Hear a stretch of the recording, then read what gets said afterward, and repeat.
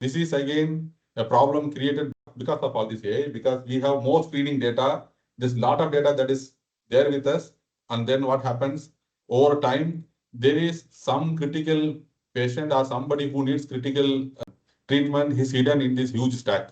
So while you are searching through this haystack, finding this needle also may be hard. So there also AI can really find out and say, triage a patient up and say, look at this patient, he needs care first, and then the other patients can wait a bit. So this is another triaging use case where we can definitely help.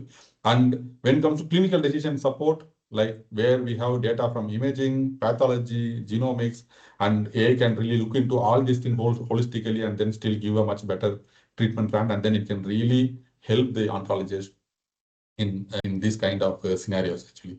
So these are all the various opportunities. Again, this is only a very small set that I have shown you here, but in reality, in healthcare itself, in all the treatment modalities, the amount of need for AI and ML is quite heavy. And then we are just scratching the surface now over time. Since LLM and this thing came, now it has become, it has overshadowed the other, I would say, older cousin, I would say. But the real AI lies there, which is like meant for a specific purpose, who can really look into specific problem and then give a solution. So that's pretty much it, what I wanted to cover today. And then I'm open for any questions.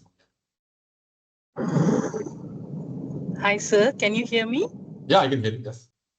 Sir, I would like to ask, is AI generated radiologist reports needs radiologists or physicians validation?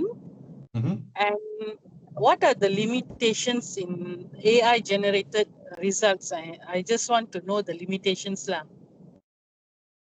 See, AI generated report, as on today, for example, the regulatory doesn't agree. So what they say is, like for example, a software engineer, a radiologist can use AI to create the report faster, how much ever, but a human radiologist should really look at the final report and say this report is fine. So this is where we are currently. But the automating the report, finding all the, or say, providing all the findings to the radiologist, and all other things can be done by AI. But the thing is, a pure AI-based workflow, like as on today, regulatory doesn't allow that actually. That's where we are stuck today as of now. Yeah. Thank you, Mr. Feroz, on that part. You. I hope we answered the question, Ms. Kasturi. Just to give a heads up on all the participants, we have a participant from various departments, even from some of them from healthcare, some of them from they are purely AI, data science students, masters, and graduate students.